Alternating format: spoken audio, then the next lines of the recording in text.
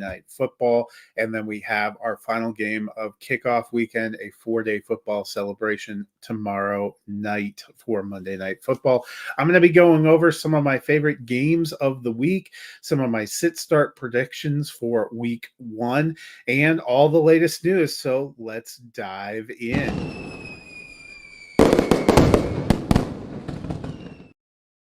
As I mentioned, we got real football, a couple of games on back-to-back days, Thursday and Friday.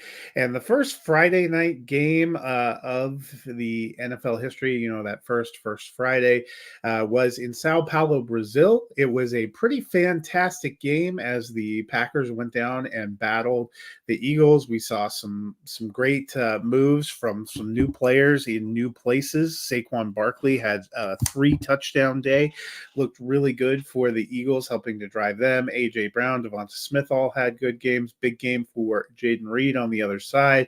Josh Jacobs, the new back for Green Bay, looked pretty good. He put up more than 100 total yards on 18 touches.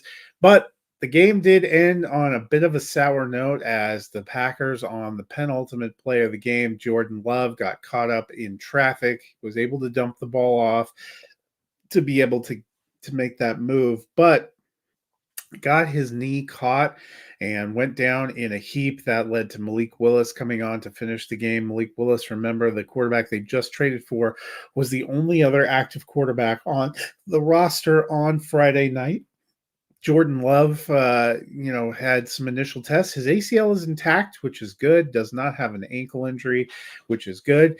It is looking like an MCL sprain at this point in time. They did some early testing yesterday. There will be some more testing probably as they go through the week. The hope is that it's kind of a 3 to 4 week, could be 3 to 6 weeks. That he will be out. Either way, he will be missing at least about the first month of the season. That leaves plenty of questions for Green Bay. Will Malik Willis be the guy? Is he the one that's going to step up and be in? They went and made a trade for him. They seemed comfortable rolling with him as backup quarterback when Love was there. Are they comfortable rolling with him as a starter? Sean Clifford on the practice squad, wouldn't be hard to see him potentially getting elevated. You can be out as little as 4 weeks on the short-term IR, so I would not be shocked if they look at this knee injury and Love goes on that short-term IR. Also, if he doesn't go on the short-term IR and they carry him on the roster, that might give some hope that they're expecting that maybe after 3 weeks he would be eligible to play. That is definitely going to be something to watch. Other things to watch today: wide receiver situation for the Cincinnati Bengals. Ja'Marr Chase and T. Higgins are two very good players that you probably have a lot of shares of. T. Higgins was doubtful going into the weekend. I don't think he's going to play. Personally, I pulled him out of all of my lineups. If you still have him in there holding out hope, I would probably do the same, or at least have a backup plan. Make sure you're paying attention 90 minutes before kickoff. Ja'Marr Chase is another interesting case. He wants a contract extension. We have not gotten one so far. He said it was going to be up to him whether he decided to play without a contract. So he was officially listed as questionable. Did practice this week, but he popped up on the injury report yesterday with an illness situation. So he is officially questionable. I truly think that's a game time decision. You need to be watching 90 minutes before kickoff. If you roster Chase, I'm starting him if he plays, but if he does not play, you better have a backup option ready to switch out some of the unfortunate timing and things to do for week one of the NFL season. The other one that's worth watching is CeeDee Lamb. I can't fathom them not pulling him off the list and him playing week one, but the coach has been somewhat non-committal. So just another situation to watch. They are in a later window game, so that's probably even a little more dire. I have him in all my lineups. I have not pulled him out. Again, I can't fathom him not playing, but it is worth watching. The other situation that's worth watching, the quarterback situation for the Pittsburgh Steelers. Russell Wilson was named starter, popped up on the injury report with a calf injury. It has lingered. He is game time decision questionable. Some people have said they've already decided to start Justin Fields. I saw a report even as late as last night from Adam Schefter that they will test things out in the morning and make a decision. Either way, you need to be watching that. I'm not sure I would want to play the Pittsburgh Steelers quarterback regardless, but sometimes in Superflex, you don't have a lot of great options, I know. So those are some things to be watching out for. Early inactives should come out around 11:30 Eastern time, 90 minutes before game time, typically the 1 p.m. kickoff for those early week games, and then again 90 minutes prior to the late game kickoff. Some of them are going at 4:05 for a couple of them. The Dallas and Cleveland game is set to kick off at 4:25 Eastern. So again, just be watching 90 minutes before kickoff. We are into the regular season for fantasy, my friends. Well, that's a little bit of news and notes. Let's talk some all right, games of the week. You know how this plays out. I usually like to highlight games in all the windows we have left this weekend to watch. So, my early game that I'm going with is a battle for Florida, the Jacksonville Jaguars and the Miami Dolphins. I like kind of both these teams. I like the potential for both these teams. I think both these teams have larger playoff aspirations. We have Trevor Lawrence, got that big contract. He's the man in Jacksonville, but he has kind of a newish receiving core with rookie Brian Thomas and the free agent Gabe Davis coming over. Still has Christian Kirk. I still think Evan Ingram probably the big focus there. Travis Etienne, a good running back. Has their defense improved? Well, it will need to, for the Miami Dolphins have a very powerful offense of their own. Tua, Tyreek Hill, Jalen Waddle, all locked up long term. That is the power of the Miami offense. The backfield should be interesting. If it's me, I am viewing Devon Achan as probably the best play out of the backfield this week, but he and Raheem Mostert are probably both going to see touches. Miami sometimes rides the hot hand. It is going to be worth seeing how that plays out. Afternoon window game today, the Dallas Cowboys at the Cleveland Browns, and this is two teams that come in with a lot of potential and a lot of questions. Both were playoff teams last year. I don't have either making the playoffs this year. It's just the way I'm feeling right now. As I mentioned, it's worth watching to make sure that CeeDee Lamb does suit up. He's on the non-football injury list because he was holding out waiting for a contract. They got that contract done. Again, I can't fathom him not playing. But Dallas has questions in the backfield. They signed Dalvin Cook to the practice squad. Will he get elevated? If he does, will he have a role? They do have Ezekiel Elliott and Rico Dowdle, who will probably be a team back there regardless. Brandon Cooks was a little banged up during the week, but should play. I like Jake Ferguson at tight end. Dak Prescott, another player who is now playing without a contract, kind of trying to earn one. Dallas had lost a few pieces on defense, including Deron Bland being out. But they still have Micah Parsons, and I think they still have a very good unit now under Mike Zimmer. For the Cleveland Browns, plenty of questions about Deshaun Watson. He left practice with arm soreness here in the preseason. We know he's been limited to only 12 games in 2 years for the Cleveland Browns, which isn't a great total for a guy that has a massive guaranteed contract. They went and got him some more weapons, including Jerry Jeudy. They have Elijah Moore. Still love Amari Cooper there and David Njoku. The running game, a little bit more of a question. Jerome Ford figures to lead the committee. They only kept him and Pierre Strong on the active roster at initial cutdowns, but they have brought back Deonta Foreman. No Nick Chubb for at least 4 weeks. I'm guessing probably more like 5 or 6. But they also have an incredible defense. They were great at holding opposing teams' passing game. This kind of strength versus strength, because the passing game for the Cowboys is their strength on offense, and pass defense was a strength on defense for the Browns last year. This one's in Cleveland. I think it's going to be a lower scoring game than some people think, but it's definitely the highlight of the later window this afternoon. Sunday Night Football is another playoff rematch. This brings the Los Angeles Rams and the Detroit Lions together back in Detroit. This is where the season ended for the Los Angeles Rams. Matthew Stafford, another homecoming. The Detroit Lions come in with great playoff aspirations. They were my personal pick to win the Super Bowl if you've been following along. So you know I'm all in on the Lions. Jahmyr Gibbs was injured to end training camp, but he is said to be fully healthy and ready to go. That is a good thing for the Lions. I like him. I like Amon-Ra St. Brown. I like Sam Laporta and Jared Goff. I would feel comfortable starting all of them. David Montgomery is also probably a flex area start for me as well. But for the Los Angeles Rams, they also have a lot of talent. Puka Nacua and Cooper Kupp, supposedly healthy, will be out there together. That should be interesting. Tyler Higbee began the season on PUP, so you got a new tight end in Colby Parkinson. What can he bring? That'll be interesting, a little bit worth watching. Kyren Williams and Blake Corum give them two weapons in the backfield. The reports have been that Kyren Williams is going to return punts. Blake Corum is going to return kicks, so both running backs may be involved in special teams. But this should be a fun one, and I think a great one to cap the first Sunday night of the week, of the year. Tomorrow night, Monday Night Football, another pretty incredible matchup. The New York Jets at the San Francisco 49ers. Second consecutive year that Aaron Rodgers is set to make his debut with the Jets on Monday Night Football, this time returning from an Achilles injury. The Jets are kind of all in on this year. They wish that Hassan Reddick would have reported, still in a holdout situation, no resolution seemingly coming soon there.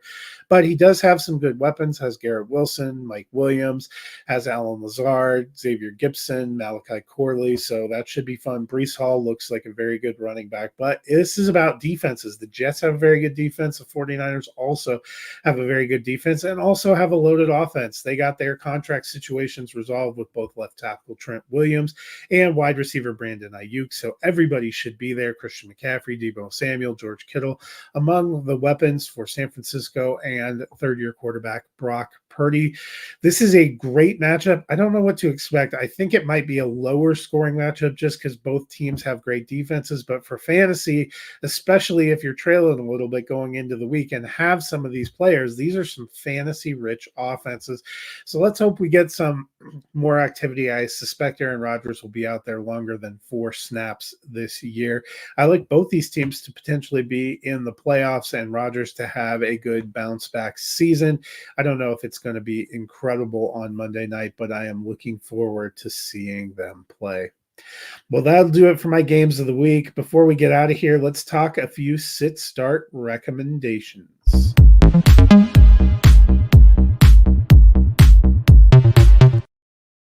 If you followed along for a while, you know how this works. I'm going to give you one start and one sit at each position. We'll start at quarterback, and my start is Kyler Murray. You know, the Cardinals kicked off a new era last year with Jonathan Gannon as head coach, but it started without Murray, who was recovering from a knee injury. He sat out the first 9 weeks, but when he returned, he looked pretty great. He was QB9 from week 10 on, and the Cardinals showed some real signs of life when he was out there. Now, he not only has breakout tight end Trey McBride back, but possibly the best receiver in the 2024 draft class in Marvin Harrison Jr. The Cardinals are on the road against the Bills, but the Bills saw a lot of turnover on defense, including both starting safeties and Tre'Davious White. So I think that bodes well for Murray. I am firing him up as the top 12 option. My sit this week is Justin Herbert. I like Herbert. I still think he's a decent dynasty prospect. The Chargers, are a little bit of a rebuild. Jim Harbaugh is in as head coach. Greg Roman takes over as offensive coordinator. They also let go of a lot of offensive skill players in Keenan Allen, Mike Williams, tight end Gerald Everett, and running back Austin Eckler. Herbert's there, but he's coming back off of a foot injury that had him limited in camp and kept him out all of the preseason, so there's a little bit of a rust factor. He's also facing a decent Raiders defense with a front that's led by Max Crosby. I don't think he's going to be a top 12 option in week 1. Let's move on to running backs, and I'm back on the Bills-Cardinals game, this time for the Bills, and I am starting James Cook at running back. Cook had a great sophomore season. He finishes RB12, but that really only tells part of the story. The first part of the season, he was solid. Through week 9, he averaged 11.7 points per game. But after Joe Brady came and took over the offense from week 11 on, he jumped up to 16.4 points per game. The Bills shifted to a more run-heavy offense with Cook and tight end Dalton Kincaid serving as kind of the primary beneficiaries. This offseason, the Bills let a lot of their top receivers go. They're rebuilding in that unit, but Brady remains in his post and Cook remains a huge part of the Bills offense. They don't have any superstars behind him. This is less of a split than in other places, so I am firing him up.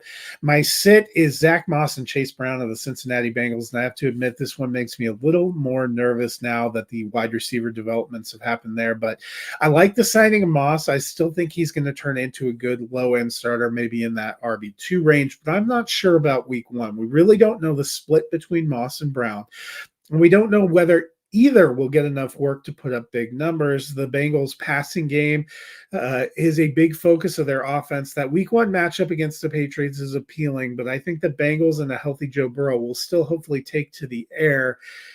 I don't think either back gets up enough volume to finish top 25 in week one. I think they'll both be involved. This could end up being a little bit of a lower scoring game. So that's running backs. Let's turn over to wide receivers. And my start, I'm going down to Atlanta, and I like Drake London. It's a new era for the Falcons. Raheem Morris has kind of taken over as head coach. Kirk Cousins now leading a reloaded offense. It's fair to wonder what Cousins would look like coming off of that Achilles injury, but he's seemingly healthy and ready to go. London is a very talented receiver who needed a chance. I think he will get one this week. Kyle Pitts struggled with a little bit of an injury midweek. He is off the injury report and ready to go, but I think London's going to get plenty of volume and will have a good showing at home against the Steelers. He is in my week one lineup. I think he's a top 24 finisher. My sit is the Titans receivers. You know, there's a couple of things about this. I believe in the Bears, and I don't have a lot of faith in Will Levis. Levis was uneven at best as a rookie, and now he's on the road in a new system. The Bears feel like kind of an ascending team. They have a strong secondary. I really like Jalen Johnson there at corner. That's a potential challenge. I like Calvin Ridley, Tyler Boyd, and DeAndre Hopkins as players, but I'm not trusting any of them in week one to get enough volume or production to finish top 24. Hopkins is set to play, but he's coming off a knee injury. He'll be splitting targets in that offense, and I think that offense is a work in progress. I'm not sold this is going to be an incredibly high-scoring game either. I think they might get there and be good plays in some weeks, but for me, it won't be in week one. So I'm out on the Titans receivers. Let's wrap up with tight ends, and my start is Evan Ingram. You know, all the changes at receiver got the press for the Jaguars this offseason, but their best pass catcher is still Evan Ingram. He led the team with 143 targets and 114 receptions. They open against the Dolphins. I figure it's going to be a game where the offense is going to need to keep up. The Jaguars receivers are solid, but Ingram was the top target in 2023. I think he will be again on Sunday. He is a start for me. My sit is Brock Bowers of the Las Vegas Raiders. Bowers has plenty of potential. There's a reason that he was the first tight end off the board and was a first-round pick, but the Raiders are opening up against a good Chargers defense on the road. They also have kind of a new rebuilding offense. They still have Devontae Adams and Jacoby Myers, who are going to be focuses in that offense. That's a lot of competition for targets, and I don't think Bowers gets enough volume to finish as a top 12 option in week one, so I am staying away. So that is a look at my sits and my starts. I am very excited for week one. I hope you are excited as well. I want to wrap up today by giving you my picks against the spread. I am 2-0 so far to start the week. I had the Chiefs minus 2.5. They covered, winning by 7. I had the Eagles minus 1.5. They covered by winning by 5. Here are the rest of my picks against the spread for week one. I have the Atlanta Falcons minus 2.5 over the Pittsburgh Steelers. I have the Buffalo Bills minus 6.5 over the Arizona Cardinals. I like both teams in that game. I think the Bills can get a win by at least a touchdown at home. That one was very close for me. I have the Bears minus 4.5 over the Tennessee Titans. As I mentioned, I'm on the Bears. I think they could be a playoff team this year. I think they'll do well at home on opening day. This one making me a little more nervous with the word about the receivers. I still think Jamar Chase plays, but I have the Bengals minus 8.5. That is a big spread, yes, but the Patriots are still not a great team. I have the Houston Texans minus 1.5 at the Indianapolis Colts. I think they open up with a win. I have the Dolphins minus 3.5 over the Jacksonville Jaguars. Another interesting matchup, but I think the Dolphins can get the win. Here is a tougher one. I took the Panthers plus 4.5 on the road at the New Orleans Saints. I think the Saints will get a win at home, but I suspect 3 points or less. I took the Giants plus 1.5 at home over the Vikings. I know there seems to be a lot of people on the Vikings. I think the Giants can win this game. I think they will win this game at home. I took the Raiders plus 3.5 on the road of the Chargers. I think the Chargers get the win at home, but I don't think it's by more than 3 points. Here's perhaps the biggest upset I picked this week. I took the Broncos plus 4.5 points in Seattle. I am actually taking the Broncos to be straight up victors in that game too. Maybe it's the Broncos goggles that I always wear, but I've become a Bo Nix believer the last few weeks. I'm not high on this Seattle team this year. I know some people think they can be a playoff team. I think it could be a rough season in Seattle. I took the Dallas Cowboys minus 1.5 against the Cleveland Browns. I don't feel good about it. I think that is going to be a tough battle for both teams. I took the Commanders plus 4.5 at the Tampa Bay Buccaneers. Still think the Buccaneers get the overall win at home, but I don't think it's a blowout. I took the Detroit Lions minus 3.5 6.5 against the Rams at home. I think the Lions will open with a strong statement. And I took on Monday Night Football the New York Jets plus 6.5 at San Francisco. I'm still picking San Francisco to win the game, but I think it is going to be by less than a touchdown. I think these teams both have good defenses, and this will be relatively close. So those are my picks for the week. I hope you guys have a wonderful week one, and I will look forward to seeing you again next week as we recap and prepare for the second